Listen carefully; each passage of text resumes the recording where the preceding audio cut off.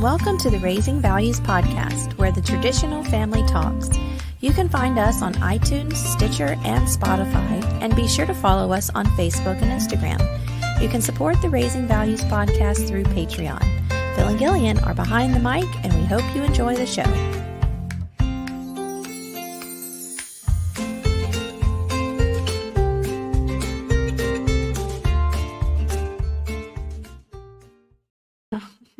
Welcome back to Raising Values. Good morning, everybody. This is what happens when Gillian asks me a question 3 seconds before the roll-in stops, and my train of thought was clean off the tracks. It is what it is. Good morning. Good morning.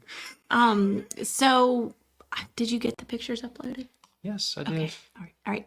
Okay. So, we do have a topic this morning, obviously. But first, we have new merch, new t-shirts, designs, things like that. That doesn't have to just go on t-shirts. It can go on whatever Chris and Tiffany have available to put the stuff on. But I wanted to show you. So we have, he's going to show you some pictures. And I'm sorry for the people who are just listening to the podcast. But if you're watching, you can see our new merch. So this is the Happy Camper. This one is my favorite. I love the colors. I love the skeleton roasting marshmallows by a campfire. Anyway, so there's that one. And then the next one, this is another. I love all of them. I don't know which one to pick. Well, you made all of them. I did. Oh, yeah. That's the other thing. I made all of them except there were three designs that I didn't make. I bought. But I made this one. The good energy is contagious. And I love the skeleton. Again, the skeleton peace sign on the back. And then, so yeah, this is a back piece. And then you have the front little Raising Values podcast pretty thing in the front. Okay.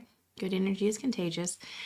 These are Phil's favorite. And that's the one I'm wearing today. The burnt out but optimistic. I showed Phil this one months ago, I think. I think this was like, I made this one after prepper camp. I saw it somewhere and I was like, I have to recreate that one. Y'all, it is for people listening, it is a marshmallow on fire running through the woods. Smiling. With a smile. He's burnt out, but he's optimistic. And then the other one is an angry possum. And it says, first of all, I'm a delight. I wore that one yesterday. We went grocery shopping, and I passed this family in the aisle, and the man literally like stopped and looked at me. He goes, "Love that shirt." So I just thought that one was super cute, and it fit my personality, and I know that it's going to fit a lot of other personalities. So anyway, you can get. Is that it? That's it. Yeah, there was 4 shirts. So you can purchase this now. So it's live on the website. The link is in the description. Mm-hmm. The link is in the description. I also just posted these to our Instagram account, and the link is also there. So it might actually help you if you go there. It's a little bit quicker, I guess. You can get these on lady cut shirts. You can get them on men cut shirts. Like this one is a man's shirt or whatever. It's just your preference. Koozies are coming, all that stuff. So I'll be wearing these, especially during prepper camp. And then the more exciting news, I think, because Phil and Andrew have quite the following and more of a following than Raising Values does, is y'all just sent off your new merch graphics that I made for your new line or whatever, and that's coming pretty soon. I mean, she got those mocked up yesterday. Yeah, Southern Gals already has all the mock-ups and everything done for Matter of Fact's merch. I saw where I missed a question from her. She was asking about like what sizes, what colors I wanted for the proofs. Yeah. And I just need to, once I've got all my coffee installed, I need to reply back to her. But yeah, I mean, I'm excited about how the merch you came up with, because I mean, obviously Burnout but Optimistic is my favorite, but like one of the things you and I talked about when we talked about taking a second look at our merchandise was we wanted something that it flowed with the tone of the show. And I feel like the merch you designed, it's definitely a lot of your personality, but it's this show on a shirt. Yeah. So here's the burnt out but optimistic, if you can see it. So it's pretty big on the front, and you can See the happy little burning marshmallow who's smiling and skipping through the woods while he's on fire. Yes. Stuart said we can start over. Oh, We well, can. Stuart, I put the images, I put them in the patron chat. So you can see the new images that just came out for the Raising Values merch line.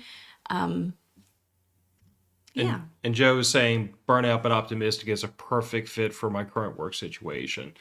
Mine too. Most of us, I would venture to say. Yeah, when I made this one, it was I want to say it was right before Thanksgiving break, and that's when burnout really hits teachers is right before Thanksgiving, mainly because our school doesn't have a fall break. A lot of schools are now implementing fall breaks, but we don't have one. We get parish fair day and stuff like that. And honestly, the only break I get is prepper camp, but is that a vacation? Not really. Yes? It's not really a vacation. It's more of a It's a vacation. work trip kind of thing. It's more of a vacation for you and Piper than it is for me. Put it that Not way. this year. You have Not us this year. working at the booth. So anyway, so Kyle said that I think he's talking about matter of facts. Matter of facts needs to have a tactical crawfish. Yeah, I cannot wait. I cannot wait for y'all to see the new matter of facts merch. Oh my God. And so Andrew helped with some of the graphics. I put it together. It is Andrew and Phil. It is hilarious. There is not a tactical crawfish, but I will tell you there is a tactical raccoon. yeah. I leaned really hard away from things that were like stereotypical Louisiana, because like everybody's And Andrew's in Michigan. yeah. Well, not just that, but like everybody's done a crawfish shirt. Everybody's done an alligator shirt. It's been done. Yeah. And besides, raccoon kind of resonates with us, I think. Why? Well, it resonates with me at least. Hairy, chubby, maybe rabid, best if left alone. You're a trash panda? Sure. Okay. All right. Anyway, so I'm excited about the new merch. I'm excited about all the new graphics for both of the podcasts. I think they really do. I think that they're going to hit better than just having our logos. And so I think you'll like them. I hope you purchase them because it does help Chris and Tiffany. We don't get the way that the contract is written is they get anyway, it helps Chris and Tiffany in their Yeah. business. Well, I mean, at the end of the day, the decision to use Southern Gals to do the merch production fulfillment was really driven out of the idea that, like, I think you, me, and Andrew all are very big on helping a small business, and none of us want to line the pockets of like corporate America or a large company. So at the end of the day, if I have that decision between Teespring and the Southern Gals, it's a simple decision to make. Yeah. And truth of the matter is, like every time they've sent us a proof, I've been really happy with the quality of the shirt. Yeah, That was for like sure. that was like the one big thing we went into this with was I want the product to feel nice to wear. I didn't want cheap, chinchy, paper thin, scratchy shirts. Yeah.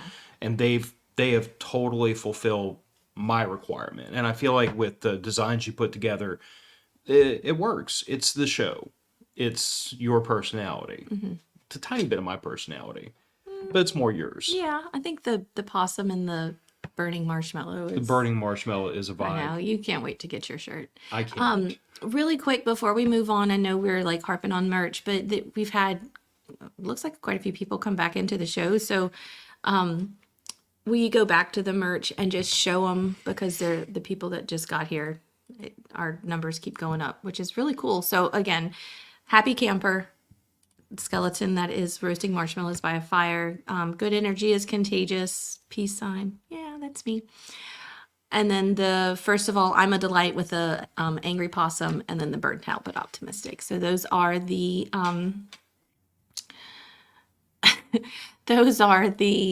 new Raising Values merch. All right, moving on to, except for Joe's comment. Haven't tried it under a plate carrier, I mean, they're but pretty soft. They're I mean, they're a good quality shirt. They're Gildan, which is one of my favorite brand t-shirts when we do things like that. So yeah, they're nice. Soft. Anyway, haven't tried them under a plate carrier. Joe, I can can't. arrange that. We'll take pictures and send it to the group. How about that? We'll do that. All right. The So, topic. the topic, getting stuck. Do we want to talk about? Yeah, I guess we have to. Yeah, I mean, just to lead into it. So, like, again, this was one of those sitting around on the beach a couple weeks ago conversations that you and I were having, because that's what you do on a beach vacation, is just sit out, roast, and just talk. Gross. It's what we did. Yeah. But somehow we glanced upon this conversation of like getting stuck, which Well, we didn't glance upon it. We sat down. So, okay, backstory to the backstory. backstory to the backstory. Piper is a teenager, almost. In a few months, she will be 13. But those teenage hormones they're here in full presence and making themselves known weekly, daily, daily, daily. So some days me and her are like sandpaper. Some days we get along and everything is great and kosher, and I try my best not to annoy her or get on her nerves, and then I get the backlash of I've annoyed her and I've gotten on her nerves. And I'm not trying to, I was going to say, I'm not trying to gentle parent a teenager, but I can't always carry a stick and poke her and be like, hey, are you okay? Hey, what's going on? Because a lot of times she doesn't want to talk to me about things. And that's fine. I'm trying to navigate that personally. Like, it's not her responsibility. What did we tell her? My emotions Are not are her not her responsibility. responsibility. What is her responsibility is her tone and her attitude, and the way that her tone and her attitude do hurt people's feelings. Like, I don't want her to hurt people's feelings. There's no point in it. It's negative energy. It's not anything that she needs to put out. If she needs to release that sort of aggravation or anger or whatever, there are better ways to do it than talking back or getting an attitude or rolling her eyes or all that stuff. I also understand that this is just a teenager. Like, I can remember being a teenager and being a little shit. Most teenagers are little shits, and I get that. And I'm trying to navigate that as best as I can. So what happened was we went out to eat the last day of our vacation. She was aggravated at her headphones. I asked her if she was okay, and that was it. Like, is everything okay? And then everything went downhill from there, just because I asked her if she was okay. Her tone was just very negative and disrespectful, and it just continued throughout the dinner, and then it continued as we went to get ice cream afterwards, and I had finally had it. And we walked into the ice cream store, and she asked me if I was okay. I guess she figured that I was upset, She could read the a little room. mad. And all I said was, your tone really hurts my feelings sometimes. And that was all I said. And I think I looked at you at one point, and then I looked at her and I said, I'm just going to go sit over here on the bench because I don't want any ice cream. And I think me leaving was what opened the floodgates. And I didn't leave because I wanted to hurt her feelings or whatever. I needed to leave the situation before I said something. Okay, so that's most of the backstory. And for more context, like, I think I'm trying to think of a way to say this that won't hurt your feelings. No, go ahead. I think you leaving opened the floodgates because then it was also because it was just me and her. And there are times, depending on the subject and depending on her mood at that moment, there are times when she and I have a really hard time communicating, and you two just click together. And the exact opposite happens, where depending on her mood, depending on what's going on, sometimes depending on the subject, you and her have a hard time communicating, and me and her just fit. And I think most of the time y'all fit. Most of the time y'all fit. I'll agree to that. Most of the time they are fitting together better than I am. But I still think it's situational, if that makes sense. In other words, like, I feel like it's a situation that drives that. Those situations just come up a lot more often for some reason. Okay. And I think part of it is that, you know, she's at that point in her life where, like, she's trying to negotiate with her own emotions and figure out why she feels a certain way and how to unpack that. And she, at least from my perspective, seems to approach that a lot of the same way I do my emotions, where I try to rationalize them and think through them. You know what I'm saying? I think that's why sometimes, like, I can talk to her on her level, because it's not like I'm coming down to her level. That's just the level I'm already on. Does that make sense? Yeah, that makes sense. And So I you're on a 12-year-old girl's level? Well, not a 12-year-old girl's level, but I approach trying to unpack my emotions the same way she does a lot of I times. see. Yes, and that's very true. That is very true. Because Y'all, yes. because I mean, you know, and again, there are times when her personality is 180 degrees out of phase with mine, and there's times when, like, she's Phil Jr., which probably isn't a shock to anybody, because, you know, she's our child. She's going to have chunks of both of our personality. But I feel like that's why sometimes I can engage her better, because that's my personality I'm seeing in her, and I know how to communicate with that personality. And that's what happened that evening was, you know, once you'd stepped away, I kind of pulled her off to the side, and I'm like, something's up. I know something's up. If you don't want to talk about it right now, then tell me you don't want to talk about it. Don't tell me nothing. Yeah. And that's when she said, do we have to talk about this right now? And as soon as she said that, I was like, now I've gotten through to her. So I said, no, let's get our ice cream. Let's go have a seat outside, the three of us, and we're going to talk this out. Like, and through the course of that conversation, we kind of came around to her expressing to the two of us something that you and I have both felt before. And she has just been trying to figure out how to deal with it herself without cluing the two of us in. But that's what we call getting stuck. It was the headphones, which seems like one of these small little things, but, like, how many times have adults had some small little thing trip them up, and you get aggravated or frustrated or put you in a mood, and it just carries for hours. And in your head, rationally, you're like, this is stupid. I shouldn't be this Yeah, mad. I need to get over this. But This is ridiculous. But you can't. And Yeah. you're stuck. You're stuck in that emotion that rationally you understand is not that big of a deal. Or even if it is a big deal, it's like, now's not the time to address this. Something has to get done.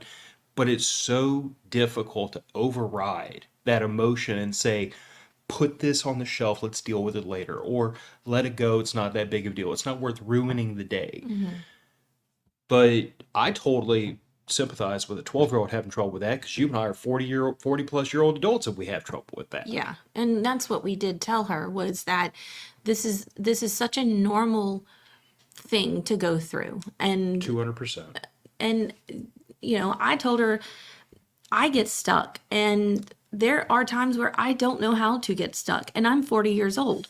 So that probably wasn't, you know, a good thing to say, but it's the truth, and we've never sugarcoated life with her. No, You know? and I disagree that it's not a good thing to tell her, because, like, I've always felt like, based on me, on my own perspective of child raising, like, our job, our intent is to raise a fully functional, independent adult. Right. So every day, every decision, every whatever we do where we treat her like a child doesn't get me one step closer to that goal. Yeah. Now, this doesn't mean that I'm not going to, like, mold the conversation or try to filter it so that it's 12-year-old appropriate, but I'm never going to just make a decision and say, I'm not going to talk to her about this at all, because No, and I'm not saying that. I'm just saying, like, I walk a very fine line of, and probably you do too, and most parents do, of communicating with your child that life isn't always rainbows and unicorns. And so that fine line of telling them that, this sucks right now. What am I trying to say? I guess I'm the fine line of saying, like, yeah, life sucks. You know what I'm saying? But you don't want to like totally bulldoze their childhood Exactly. and their Thank you. innocence. Yeah. I get that perspective. I guess.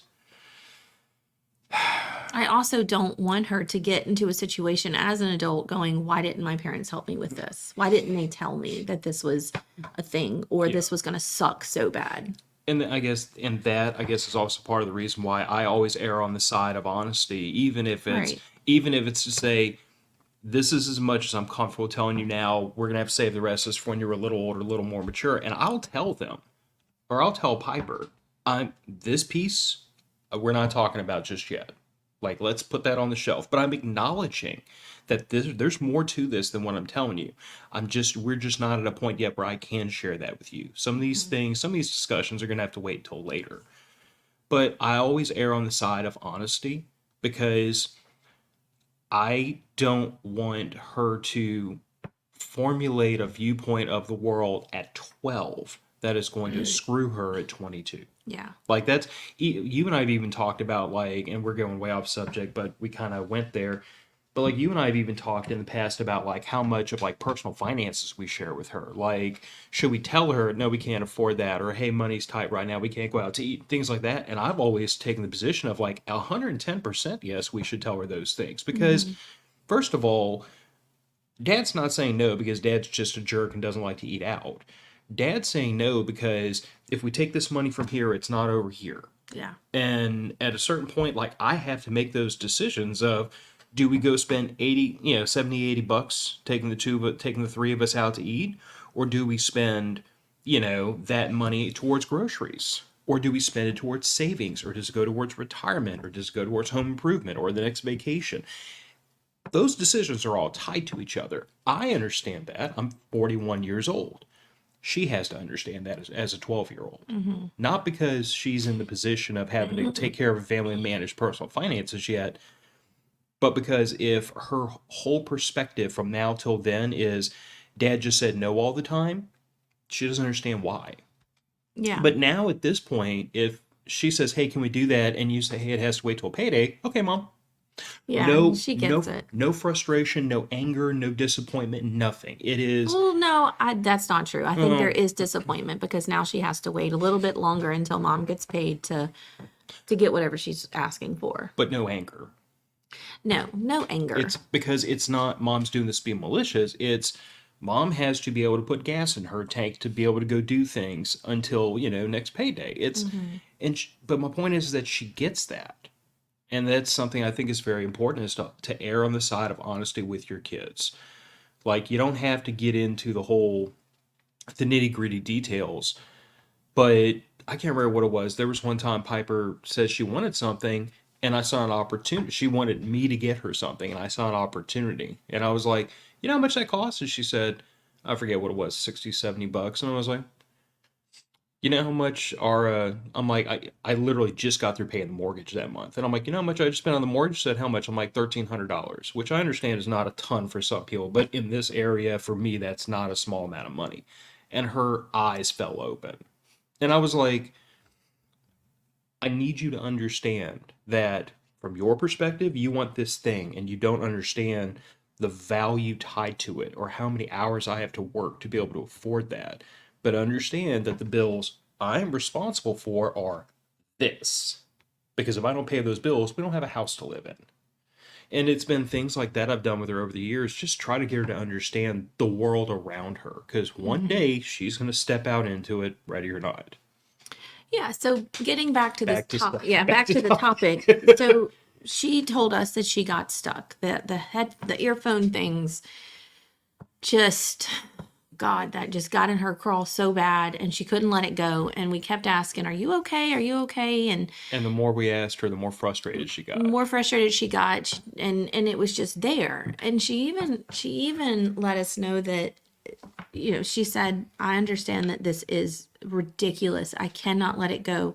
And she said that there are times when, if she forgets to brush her teeth in the morning, that is all day for her. If she forgets to brush her hair in the morning, it is an all day thing for her. It has changed her mood. She can't let it go. It's all she focuses on. That is it. And at that moment, it was the earphones, it was the headphones, whatever. And also, I don't remember if she expressed this directly or this is just kind of what I picked up reading the tea leaves, but I get the impression that part of what frustrates her so bad when we ask her what's wrong, it's twofold. First of all, she did say that she was trying not to show that she was upset, even though it was coming out, and that was frustrating her because Maybe. she's like, I'm not saying that I'm upset. Why does everybody keep asking me that? Yeah. But I think the other thing is it's frustrating for her because it's like a reminder of the fact that I can't let this go and everybody can tell I can't let this go. Yeah, that's It's exactly what it was. which was also why, the next bullet point, I don't want to get too far ahead, but like the next bullet point talks about communicating these thoughts, these feelings, these emotions. Because what I told her was, I'm like, just like we did in the ice cream store, I'm like, if you're upset and you just don't want to talk about it right now, acknowledge something is wrong. And then say, Dad, can we talk about this in a minute? And then when it's just the two of us, like you can just tell me, be like, hey, my headphones were acting up 3 hours ago and I'm just a little frustrated about it. I'm like, okay, cool. I know what's wrong. I know it's nothing major. I know that you're physically and emotionally okay and it's not me or mom that's caused this. You're just stuck. I don't want to say just stuck like it's nothing, but like I understand it now. Yeah. I can we can, try to work around that. Yeah. But I totally understand what she was saying. I don't know if she used the word stuck or if you or I did, but like, She did. okay. But the minute she said the light bulb went on because I was just like, oh, poor child. Like, that Yeah. makes so much sense. Yeah. And kudos to her, though, for being able to put that into words, because I even have trouble when you're like, what is wrong? Like, something is up, whatever. Even you do that. And You, that's why when she said it, my light bulb went on because I'm like, I am the exact same way. so And I will tell myself repeatedly, just let it go. It's not that big of a deal. But I get stuck. when Phil gets stuck, so obviously Phil is a big personality, right? He's a big personality. You may not know that, but he is. And Phil, I know this is going to sound like woo woo, Woo woo. hippy dippy stuff. Phil, you can feel Phil's energy. When Phil gets stuck, the entire house changes. Like everything, it just changes. And I will ask, what's wrong? Something is wrong. I know something is wrong.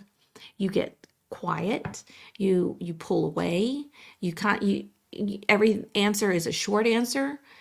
And oh God, now that I'm sitting here thinking about it, it is an exact I'm sorry. exactly what's happening when what she does. She gets quiet, she pulls away, subtitles come on because we all have subtitles in Our our faces face. have subtitles. All three of us do, even though she hates it when we say that. All three of us have subtitles, but you still will not answer my question of what's wrong.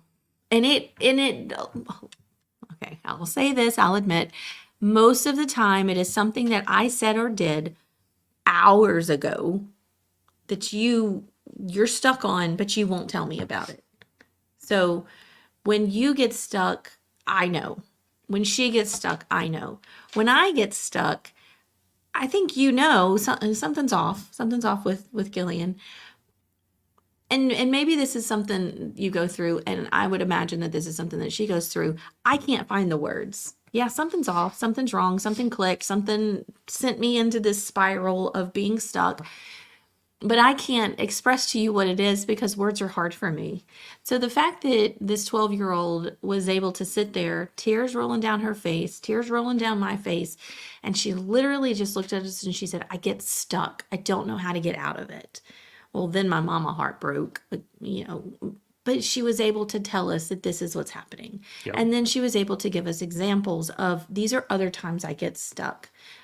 when she gets in the car to go to school, or she gets in the car, we go out to town or whatever, just the two of us. And we could be backing out of the driveway, or we've already turned onto the main road, and then all of a sudden she, I forgot to brush my teeth, or I forgot to brush my hair, or whatever. She forgot to put on deodorant or whatever. I mean, she's 12. Those things happen. Yeah. I've walked out the door many times forgetting to brush my teeth. What she really, really, really wants, and what I should be able to do, but a lot of times I can't, is to turn the car around so that she can do those things. Now, what I've learned is I have a toothbrush and toothpaste in my classroom so she can brush her teeth in my classroom. And I have a hairbrush in my classroom, and I have deodorant, I have pads, I have all the things that she may have forgotten at home to do, that she can lock my classroom door and do those things before school starts, because we get there before the kids show up. So that has actually helped when she gets stuck in the morning on a school day. But when we're out and the headphones aren't working, or they're charged, she thinks they're charged because she plugged them in, but they didn't get a good connection. And so now they're not charged. And now she has to listen to conversations. And so here's the other thing with her. We're probably giving a whole lot of information away from her, and she's going to hate this. Piper has to, she has never been a child that can do crowds or loud noises, ever. Sympathize. Cannot do it. When she was a baby and we would bring her to a restaurant, she would cry for 3 days after that. Just overstimulated.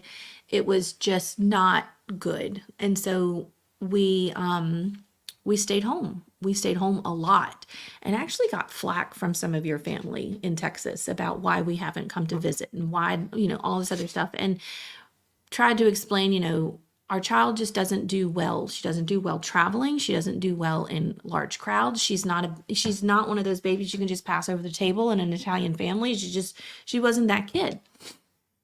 Hi, Phoebe. She just wasn't that kid. And she has continued to not be that kid. She hates crowds. She hates loud noises. She hates going to the mall, or even a trampoline park or anything like that. She hates it. She doesn't want to be there.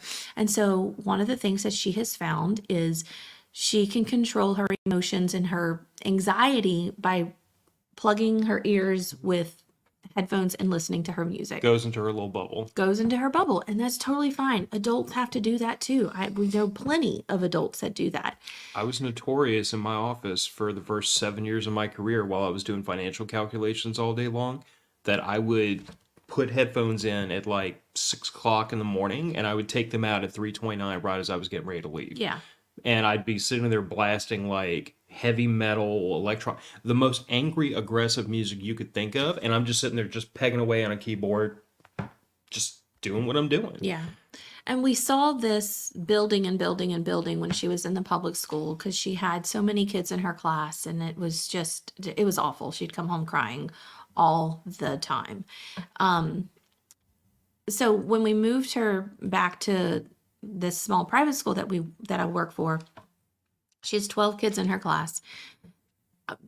I'm going to say this, and I hope no one, if any of the moms or dads are watching, I don't know if they actually do. All of these kids in her class are somewhere on the spectrum. All of them have to be. Maybe one or two are not. I don't know. Maybe 3 or 4 are not.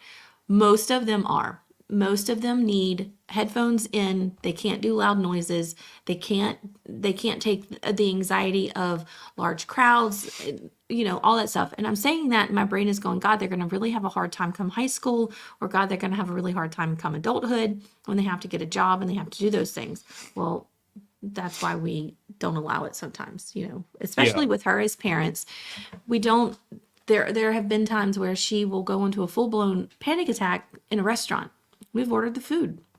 We're sitting there. It's loud. It's crowded. She has to get out of there. We have to leave. So what we've started to do is, we'll talk her through it. We'll do some breathing. We'll do whatever it takes. Even allow her to put her headphones in every now and then.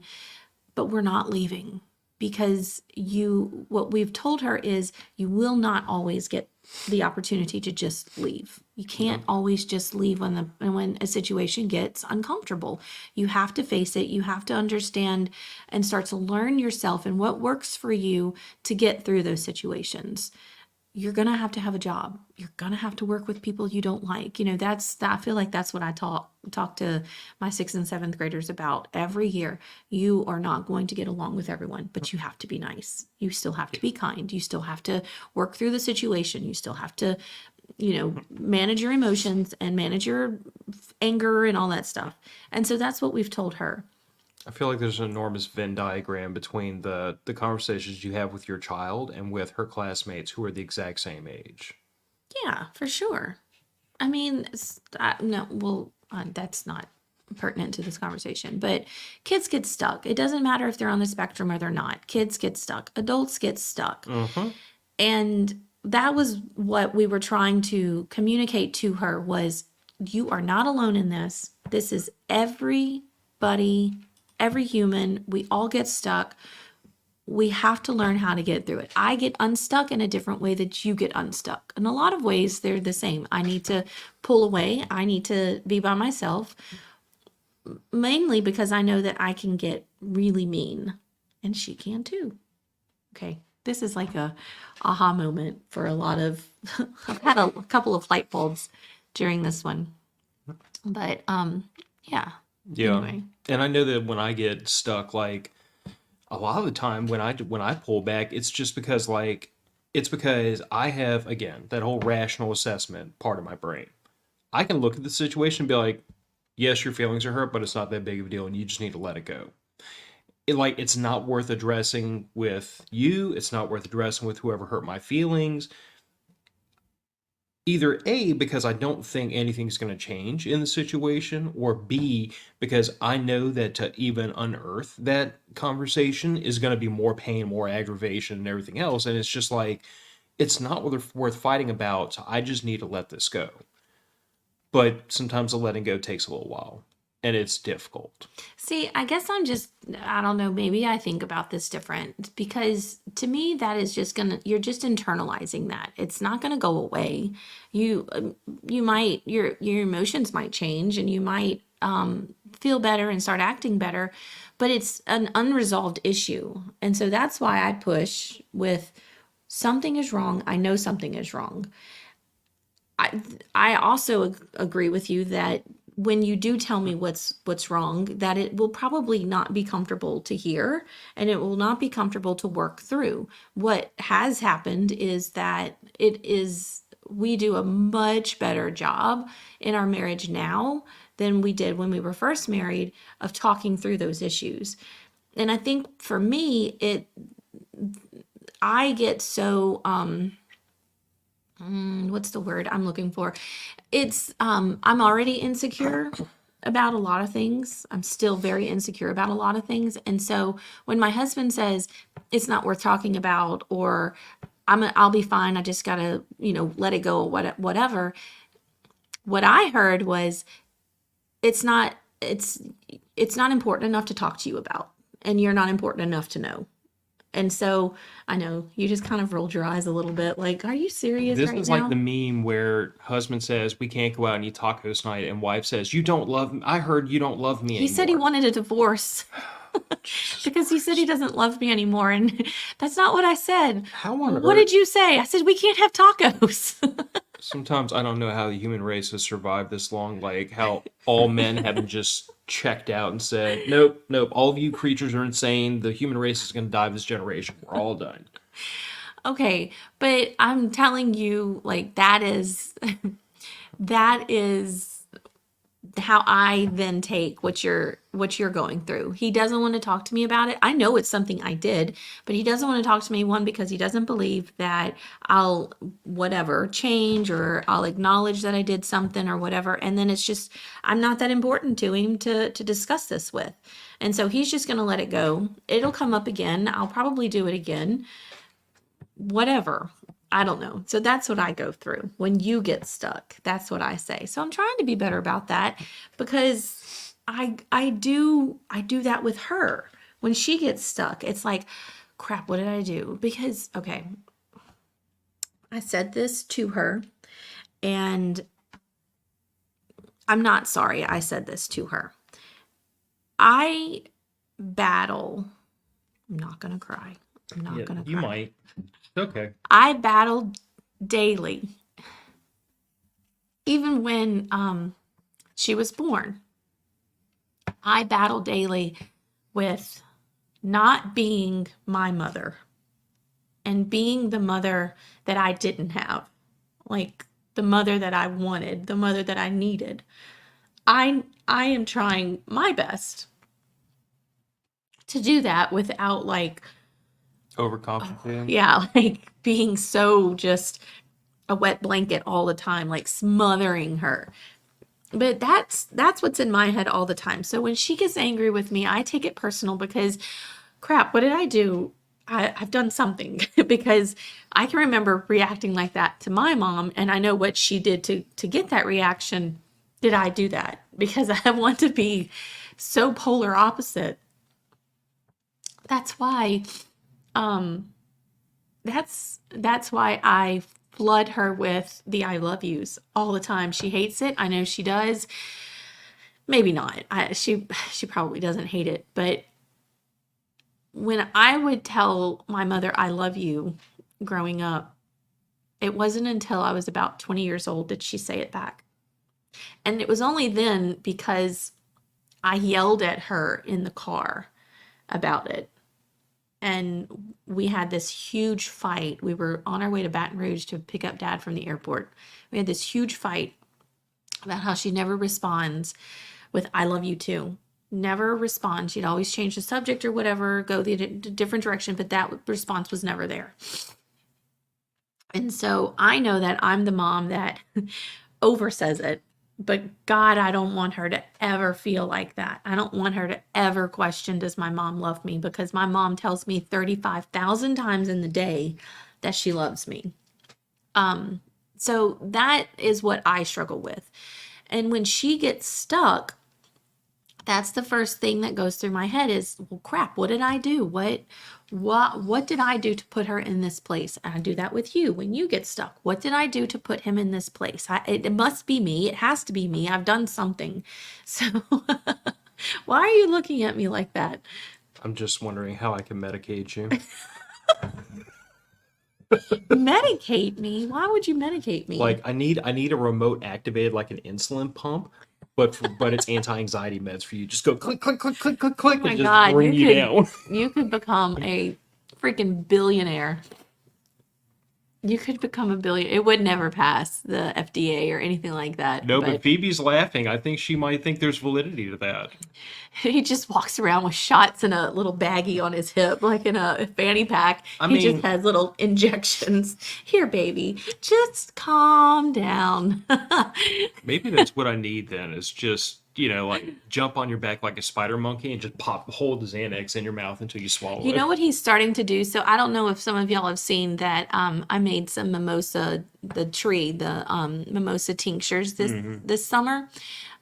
So sometimes we get into the bed, and so anyway, I have heart palpitations because hormones suck and menopause is the vein of women's existence in this earth. So mimosa actually helps with heart palpitations, but it also palpitations cause anxiety. And so I get in the bed now, and his first question is, did you take your mimosa?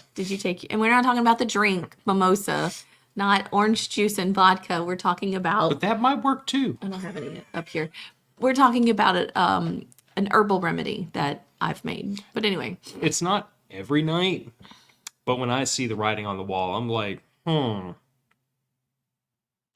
sorry, I was reading Joe's comment.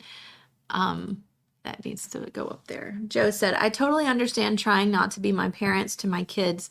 Anger, guilt, and violence are easy. Do the hard thing and be better. It's okay to cry a little. I cry all the time. Y'all have seen me cry more than I think some of my friends. But anyway, I agree. It is easy to go to those emotions, anger, guilt, all that stuff. It definitely is easy. And it is hard. It's hard parenting. It's hard being a parent. It's hard having teenagers as children. We're having teenagers in the house or whatever. It's hard.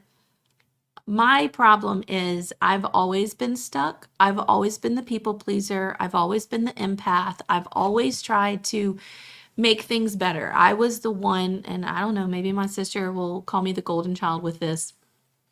I was the one taking in everyone's emotions in the house and trying to make everyone happy again. I was the one who was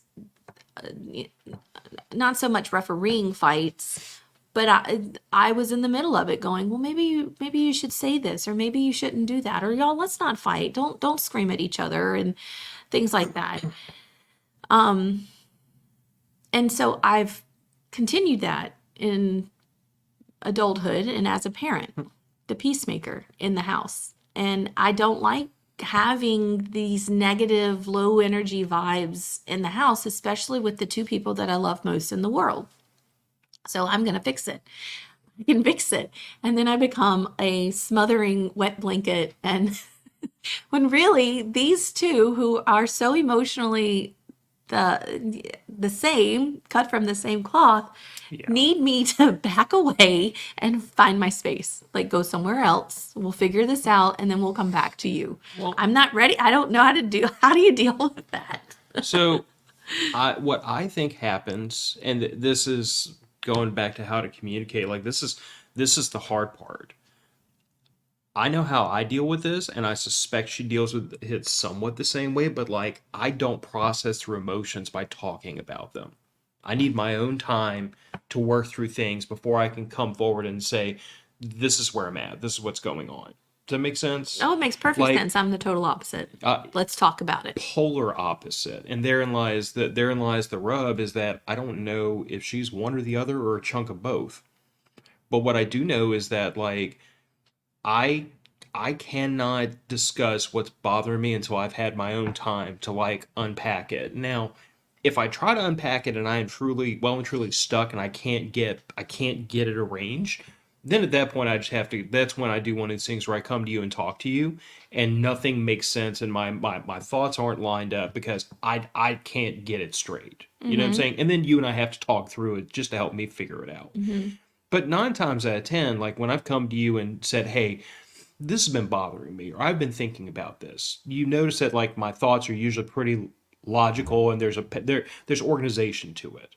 And it's because I've already taken that time to organize it so that it makes sense to me. Because I'm a very rational person, and even my own emotions don't make a ton of sense to me sometimes. So I need time to kind of process through it and say, why do I feel this way? Should I feel this way? Does all this make sense? And then once it makes sense, at least makes sense to me, then I can come to somebody else and say, this is what's been bothering me. But sometimes I'm not there yet. And you saying what's the matter 14 times doesn't help, because I'm still sitting there like, I don't know why I feel this way. I can't express to you why I feel this way. I might even know what frustrated me, but I don't understand why it did. Okay. And I know that might not make a ton of sense, No, but it makes complete sense. So I need to back off and knock it in my head that this is all about me, whatever, and wait for you to. But you have to. Well, I guess you don't have to, but no, I was because gonna say you have to still talk to me about it once you figure it out. but therein lies the thing of it. What if at the end of that whole process I go through, it really doesn't pertain to you? It's not you. It's nothing you did. It's nothing you said. So I just got stuck on my headphones, and I just needed to, like, let it go. We have comments we have to go I back know and there are address, a lot. apparently. Phoebe did say up at the top that she does that too. So I think that she said, but I do the same thing with Bailey, her daughter, and her close friends and family, talking about making sure that they know that that she loves them. She never wants them to not know I love them and appreciate them. And I think that's just a trauma response from the way we were raised and the Yeah. house we grew up in. Is we had I was going to say, Chaotic. well, yeah, it was chaotic, but we had there was just so many times where we questioned. We were told, and it's a joke in our family, but we were told how many times, I can't even, I couldn't even give you the count, because sometimes it's still said that dad should have gone with the dogs instead of having children. He should have just gotten the dogs instead of having kids. We were told that so much growing up. And then you had a mom who never reciprocated with the I love yous. And so as a kid, you're kind of sitting there going, well, do they? I don't know. And then you add in abuse and all that stuff, you really start to question things. But Phoebe, I think that's just a trauma response from our household, unfortunately. It's unfortunate. But the fact that your child and your grandchildren and your husband, fiance, future husband, he's coming. He'll be there. He'll be there in November. He's already my brother-in-law, whether he realizes it or not. He's been in the family for long enough. He's here. The fact that they'll never question that you love them is, I mean, you've already made it. Like, that level has already, that glass ceiling has already broken for you with that. And same with me. Like, I don't think my daughter and my husband will ever question whether or not I loved them. And I think that I can say it, but my actions show it too. And that was something that we didn't always get, was an action that correlated with the love. And so good for you. Yay. I'm glad we've moved past that. Anyway, there were some other ones down here. I don't know which one you wanted to read. Joe was saying that don't talk about emotions, hold them till I boil over sometimes for years, which I think that's kind of goes back to what you were talking about earlier with internalizing emotions. And that's, I don't know. I do not personally believe in suffering repeated injuries quietly on anybody else's behalf. Like, I feel like, hello, child. Goodbye, child. I feel like so my personal way of dealing with people and problems, and sometimes people are problems, is that if somebody is continually handing me an injury, I'm going to have one of two responses, one of which is to either cleave their head off if necessary, but I'm going to stop the behavior in its tracks, or I eject them from my life. And that decision is not made based on, like, can I modify their behavior? Because I will, one way or the other. No matter how ugly I have to be, I'm going to get my point across. It's made purely based on, is that a relationship that's even worth salvaging? And if it's not, then it's just easier to get rid of them than it is to try to fix whatever is causing the problem. As opposed to, if the relationship is worth salvaging and someone is doing something to, like, perpetually injure me or, hurt my feelings or disrespect or whatever, I'm going to get my point across one way or the other. I'm going to start with the kinder, gentler method, and I'm going to slowly turn the volume until I get my point across. If I ever have to get all the way up to 10, we're at the point where it's going to get really ugly. But, like, that's why when it comes to things that in the past, like, you've done hurt my feelings, or I have not felt respected as a husband, yeah, I might not talk about it right there in that moment, but sooner or later I'm going to come back and be like, babe, this happened, really upset me. Can we work on that? And sometimes depending on my mood, and sometimes depending on the reaction I get to that, sometimes I have to turn the volume knob up a little bit. Not with me. Yes. No. Yes, because that little Sicilian Italian blood in you just starts boiling, and that's when I have to turn my own volume up. Sorry, not sorry. Yeah. And Stewart's being a smart aleck saying, y'all are married and y'all talk to each other? Who knew you could do that? I mean, yeah, it's this weird thing where, like, we live together, so I would rather talk to her than just, like, pass each other like two ships in the night. Yeah, I guess so. Excuse me. So, I think we had one more banner, but I think we've kind of already talked about it, how to get unstuck. And then we're getting close to our hour mark, but... Well, getting unstuck, though, is tricky sometimes, for me at least. Well, I think it's personal. Yeah. It's going to be different for everybody. Well, and I also feel like it's appropriate to acknowledge that sometimes the only thing that gets you unstuck is just time. Like with her, like in that moment that she was stuck, I don't know that forcing her to talk about it, I don't feel like the conversation we had helped her get unstuck. I feel like it helped us to understand what was going on. I think it helped her to understand how her like how what her energy was communicating to us, but I don't think that really helped her get unstuck. I think the only thing that helps her get unstuck sometimes is time or a distraction. Yeah. Like something that shocks her out of that being stuck, or just giving it time so that she can just kind of like release it over time. Or if it's a quick fix, like having toothpaste and toothbrush and a hairbrush and deodorant in my classroom. Yeah. Or having Alleviating.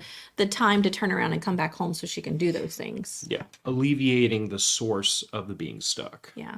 But she still has to know how to get unstuck when those things can't be fixed right away. You know, the headphones could not be charged because we didn't have a charger in the car. So she had to listen to the conversation. She had to be present. She didn't want to, not that the four of us were being loud or anything, but she wanted to kind of escape into her own world, and she couldn't do that. And so that just kind of multiplied those feelings. But she's got to learn to get herself unstuck without necessarily sometimes not being able to fix the problem, moving past it. Yeah, and then going back towards communication, I also think so. I'm hoping that something she learned from this whole conversation and we learned from this experience is that, saying nothing's wrong when something is very obviously wrong doesn't help. Sometimes we just, and I was trying to explain to her, maybe I'm stuck is the perfect way to explain this, is just to say, I know I'm being very distant right now. I'm just stuck. And that communicates to the other party involved, like, I'm not angry, I'm upset with you, I'm stuck. I need time to get unstuck, or I need to work through this, or I need to go brush my teeth or put on my deodorant. Like, I'm just stuck. Yeah. So I feel like, there's an element here that is communicating on the front end so that everyone around understands like what's going on. And also there's just everybody kind of, I hate to say it this way, but like everybody else respecting what that person has to do to get unstuck. If it's just time, then okay, we just gotta give a person some time and space. If they need to come talk about it, then obviously we're wide open. If it's something we can alleviate quickly, like brushing teeth or hair, then let's get that dealt with. The things you talked about, like I have these things in the classroom just in case. That's perfect. But like you said, sometimes that's not a possibility. Yeah. We just gotta. But like what I think was most important coming out of this conversation was just the acknowledgement that that's what's happening. She gets stuck. And I'm hoping for her the realization that, yeah, you get stuck, your mom gets stuck, your dad gets stuck, adults get stuck, people from 4 to 45 and, 104 get stuck. Getting stuck is normal. It's normal. It happens. It happens to a lot of people. And there's nothing wrong with it. It's not like there's anything wrong with anybody because they get stuck. It's just emotions are complicated. Yeah. And sometimes to me, that's the greatest lesson to be learned sometimes in life is what I'm facing. I am not the first person, nor will I be the last person to face it. This is a normal part of growing up that everybody deals with. Yeah. And then being that resource at the end of the day, like, so me stepping back so I'm not smothering, but also I just want her to understand that your mom is here to talk. And I don't have to, if you just want to talk and not have me respond to anything or whatever. But then I have to learn to do that with you too, is to take a step back so I'm not smothering. I'm not being that peacemaker. I'm not trying to fix everybody. That's the hard part for me. Because yeah, I get stuck. But I think I battle more with trying to fix you and Piper who are stuck when you're stuck. Anyway, good show. Which, as we round this out, probably also works the other way because when you get stuck and we give you space, does that help or make things worse because you feel abandoned? Yeah, I unless I say like it's because I will say there are times where I tell y'all like I need to go to my bedroom or I'm going to go for a walk or I'm going outside or whatever, and I know that especially in August heat, if I go outside to sit out like in the yard or whatever, y'all aren't going to follow me because it's too hot, especially Piper. She's not going to come outside with me. But you're much better at knowing that, you know, Gillian just needs a minute or Gillian needs to do this for a second or whatever. But yeah, I think for me it is a little bit of the opposite. It, you know, don't leave me out there too long. Come and check on me because yeah, I do start to feel abandoned. Like maybe my, you know, obviously he knows something's wrong. Why hasn't he Why come out and hasn't he checked come on to me? help me? Why hasn't he asked me what's up? Why hasn't he whatever? Which is hard for you because you're Because, brilliant, but the common sense sometimes isn't there. well, also because I do what a lot of people do, and I try to apply like what I know about me to other people, which doesn't usually work. And Yeah. what do I need when I get stuck? I need space and time. So what do And I I give? don't. What do I give you when you get stuck? The Exactly what, very yeah. thing you don't need. Yeah. And what do you give me So when I'm stuck? I know we're trying to round this out, but when we talk about the five love languages or whatever, the main point in the beginning is your partner is going to speak the loudest In in their their own language. love language. Yeah. And so I think that has to be, that is obviously the same thing. Like I am speaking the loudest in when I'm stuck or when you're stuck and how I need you to respond to me. So we could say that you speak the loudest in your language of emotional support. Sure. And I speak the loudest in my language of emotional support, which is you need time and space. You'll come to me when you're ready to talk about this. And you speak to me in gushing, overflowing attention, Fixing. Fixing fixing. peacemaker. That's me. So the fixing peacemaker would also like someone to fix and peacemake them. Can you do that? Probably not. If I, well, thanks for the honesty, babe. I mean, I can sympathize, but I can't make peace and fix the problems. Yeah. Well, we're not, a lot of times we're not looking for you to fix the problems. Women aren't looking for you to fix. I We're learned that looking, lesson earlier in we're just marriage. looking for you to listen. Just listen. You don't have to fix. You don't have to go kill anyone. You don't have to go, See, you don't have to do any of that. You just have to listen. but see, I thought men made this clear to your entire gender a long time ago. When we said we would do anything for you, we were referring to like, fighting armies and killing bears and maybe slaying an errant T-Rex or something, not listening to emotions. That wasn't part of the agreement. Too bad, sucker. Darn. You're in this for the long haul. You better start listening to emotions. Now I've got two of y'all. Hey, sorry. That's your fault. I still insist it is woman propaganda perpetuated by the scientific community that the man picks the gender. Like that makes no sense. Anyway, it does. And you You did. had And that's custody your of her for problem. 9 months before she was born. I'm It's my fault. your fault. Okay. Anyway, y'all go check out the new merch. Wait, give it a couple of days for the MOF merch to drop, and then we'll let you know about that too. And enjoy the rest of your weekend, your Sunday. I go back to work on Monday. I'm excited and sad all at the same time because summer is over. But I've been in my classroom a couple of times this week to work on it, so it's going to be nice to get back to a routine. Anyway, y'all have a great rest of your weekend and the rest of your Sunday, and we'll see you next week. Hopefully, if I'm not dead, You'll be all right. I'll be fine. Bye, everybody. Bye, guys.